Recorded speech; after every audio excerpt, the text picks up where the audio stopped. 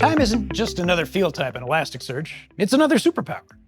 Most systems just store time as a timestamp, just a number. But in Elasticsearch, time is more like the view in a certain type of lens. Telescope or microscope, you choose. You can bucket that data by year, month, day, hour, minute, down to the second, even down to the millisecond if you want.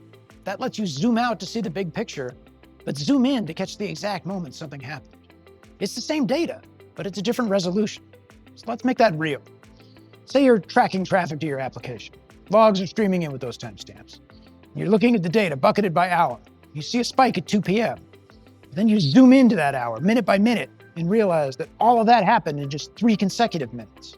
But now you want to know, what happened 5 minutes before? What happened 5 minutes after?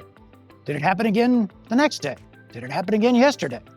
Was it tied to a specific endpoint or a specific user?